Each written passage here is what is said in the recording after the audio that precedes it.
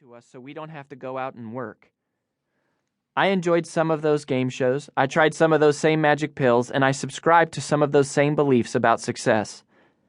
But then I woke up one day feeling like I had been brainwashed because without realizing it, my mind had changed to think I could somehow have it all without discipline, sacrifice, or hard work. The only problem with always looking for shortcuts is that most of us aren't going to win American Idol, the lottery, or Deal or No Deal. It's rare that someone you know will make it as a big star in Hollywood, the NBA, or the Olympics. So while there are some great gimmicks out there and some great success stories, the idea of betting on becoming an overnight success doesn't seem like a sound plan to live by. I'm not prepared to leave my life's success up to chance. Are you? Despite many well-crafted marketing messages, the formula for success is no secret. It's just been long forgotten in our world of excess, and it's so obvious that it's elusive. The only guaranteed formula to succeed in anything is the same as it has always been. Around the house, growing up, my family always promoted success because my mom and brother would say to me, "One day, Roar, you're going to grow up and you're going to make it." I wanted success, so I started studying it. I got a degree in leadership, management, and an MBA. While in college, I just so happened to get recruited into one of the world's most intensive training programs on success for young people, the Southwestern Company. Southwestern taught me the true principles of business and personal success that have enabled them to create an entire family of companies over the past 150 years and literally hundreds of the world's top leaders. Southwestern was a culture that bred success, and it not only exposed me to life principles, but also gave me a platform to build my own $500,000 business while I was still in college. There I became infatuated with what made people successful. I started meeting and interviewing successful people from all walks of life. I read dozens of books from the most successful people in the world. I spent thousands of dollars on courses and spent countless hours thinking about one inescapable question. What makes successful people successful?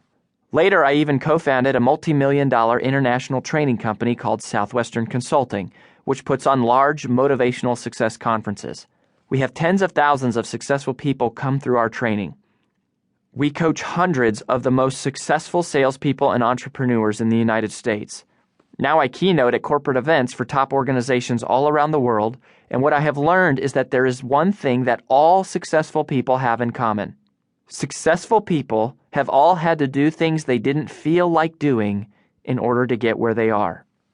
Success isn't easy. Success isn't overnight. Success isn't ordinary.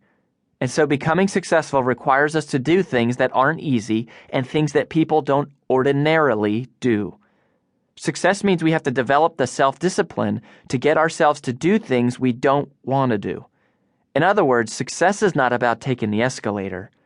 It's about taking the stairs. Successful people have the self-discipline to do the things they don't want to do. They do the things they don't want to do even when they don't feel like doing them. Discipline is mandatory if we want to control our own success, because most of the time success requires activities that we wouldn't usually want to do. But there is good news. Doing things we don't feel like doing isn't as hard as we think when we know how to think about it the right way. It's not that successful people find it easier to do things that most people don't like doing. It's that they think differently about it. This book shows us how to think like successful people think, in order that we may do as successful people do, so that we can have the things that successful people have.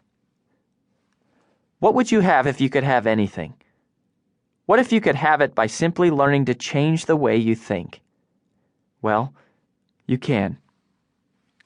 Take the Stairs is about self-discipline, the ability to take action regardless of your emotional state, financial state, or physical state. This book isn't about doing things the hardest way possible, but it is about doing the hardest things as soon as possible so that you can get whatever you want in life as soon as possible. Imagine what you could accomplish if you could get yourself to follow through on your best intentions no matter what. Picture yourself saying to your body, "You're overweight, lose 20 pounds," or more. Without solid self-discipline, that